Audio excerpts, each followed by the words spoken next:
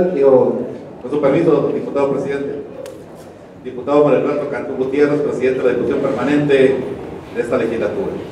Compañeros diputados, el suscrito Eduardo Arguijo Valdenegro, coordinador del Grupo Legislativo del Partido de la Revolución Democrática, fija posicionamiento el día de hoy con respecto a las movilizaciones ciudadanas y sindicales que se están dando en la Ciudad de México. De acuerdo con el artículo 39, nuestra Constitución, ley máxima de nuestro país, todo poder público dimana del pueblo y se instituye para beneficio de este.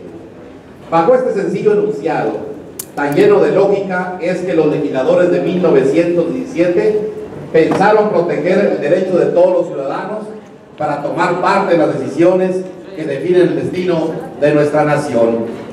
Pero ¿qué sucede? Y ha sucedido históricamente en nuestro país cuando el gobierno, en cualquiera de sus tres niveles, deja de representar y salvaguardar los intereses del pueblo y toma deliberadamente decisiones políticas o administrativas contrarias a este y que lesionan los derechos y el bienestar de todos. ¿Es aceptable, compañeros, pregunto, que nosotros como legisladores, como representantes populares, exijamos a los ciudadanos acatar leyes que van en su contra? La respuesta es lógicamente un rotundo no. Por ello es completamente entendible la posición política y las acciones tomadas por los maestros agremiados a la Coordinadora Nacional de Trabajadores de Educación, CENTE, ya que dichas acciones hablan del grado de desesperación al que el gobierno los orilló al ignorar sus justas demandas. Vemos ahora en televisión y escuchamos en la radio que se ha iniciado una especie de campaña de desinformación y linchamiento para desacreditar las peticiones y acciones de los profesores de la CENTE. En un análisis vacío y superficial, frívolo, también la prensa escrita hace hincapié en las acciones que se tomaron, como el hecho de manifestarse y acostarse en las afueras del Palacio Legislativo de San Lázaro y en la nueva sede del Senado de la República, rodeándolas para exigir sus derechos, audiencia y petición. Se les sataniza su movimiento y se les tilda de violentos y de radicales, pero sin mencionar que el gobierno federal los reprimió. Se asume desde los medios que quienes lo ofendieron primero fueron los docentes, pero compañeros diputados, no es más violento y verdaderamente antidemocrático al imponer leyes y reglamentos a todo un gremio de trabajadores sin ni siquiera escucharlos. En efecto lo es. Es violencia legislativa, es imposición, es distribución, incluso traición al pueblo y a la esencia misma de una democracia representativa. Las manifestaciones enérgicas de los maestros obedecen a varios factores, entre ellos el nulo interés por parte de los legisladores y de la Federación para escuchar sus peticiones. Lo anterior queda en evidencia si revisamos que ningún funcionario federal estuvo presente en las 9 mesas regionales de análisis ni en la Convención Nacional organizadas por la Coordinadora. 10 claras oportunidades de acercamiento perdidas por la corta visión del gobierno para sostener un diálogo directo provechoso con los inconformes. En lugar de ello, la estrategia nefasta que se ha seguido del autoritarismo, que parece haber regresado para quedarse por un sexenio, ahí están, por ejemplo, las declaraciones de Emilio Chauffé, secretario de Educación, que en actitud retadora y con aires dictatoriales expresaba amenazante y sigue diciéndolo, que no habrá negociación con los maestros. Es precisamente ese tipo de políticas excluyentes la que los docentes, tanto del CENTE como de la CENTE, tuvieron por respuesta todo el tiempo. Sin embargo, los combatidos profesores aglutinados en la CENTE no están dispuestos a ver sus conquistas laborales mancilladas a voto alzado en la Cámara de Diputados y Senadores. Es correcto que se les intente culpar por no haberse quedado inmóviles ante un atropello de tal magnitud.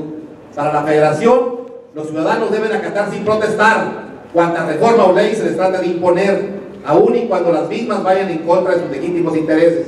La campaña de desprestigio contra los maestros intenta posicionar el precepto de que un buen ciudadano, un buen maestro, es aquel que no protesta, ni lucha, ni defiende sus derechos, satanizando así que es malo aquel que protesta y va a la movilización social por sus derechos.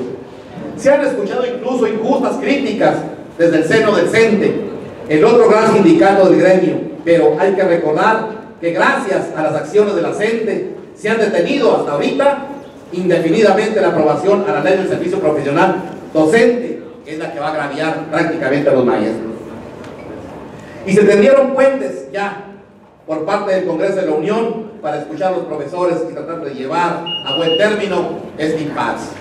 Si los maestros de la CENTE logran revertir alguna de todas esas reformas nocivas introducidas en las reglamentaciones secundarias de la reforma educativa, será una victoria no solo para aquellos pertenecientes a la CENTE, sino también para los maestros del CENTE. Por lo tanto, las críticas deben ser cuidadosas, respetuosas y dirigidas, ya que se está luchando no solo por un sindicato, sino por dos y por todos los maestros de México. Finalmente, la fracción legislativa del PRD en el Congreso del Estado de Nuevo León hace un reconocimiento a todas las formas de manifestación ciudadana y sindical que se den de manera pacífica, que tengan como objetivo la conquista de derechos y el respeto a los que ya les han sido otorgados en la Constitución. No podemos permitir que se criminalice la protesta ciudadana, ni mucho menos que se tomen medidas represivas extremas, que dicho sea de paso, existen ya muchas voces clamando por la tentación de usar la fuerza para extinguir las movilizaciones a las que el pueblo tiene derecho. Hay que tener mucho cuidado en no cometer el grave error de la represión y el uso de la fuerza, porque por si acaso nuestro gobierno federal no lo ha percibido, la situación es el que guarda la sociedad de México representa ya una bomba de tiempo que en cualquier momento puede generar un estallido social de dimensiones amplias y con consecuencias impredecibles en la estabilidad política y social. Compañeros, por si fuera poco, nuestro país va a entrar en un proceso de recesión económica a finales de este año y como consecuencia de ello vendrá un mayor desempleo, aumentará la paridad peso-dólar, se van a desplomar las exportaciones y se encarecerán las importaciones. Otra vez los trabajadores y sus familias pagarán los platos rotos de un mal gobierno. Estemos todos a la altura, compañeros, de las circunstancias. Tengamos siempre presente esta premisa básica que se mencionaba al inicio de este posicionamiento contenida en el artículo 39 de nuestra Constitución. Somos un poder público, ejerzámoslo siempre y únicamente en beneficio del pueblo de México. Muchas gracias, compañeros, por habernos puesto atención. Gracias, compañero Don Dijo. Abrimos el debate para el posicionamiento.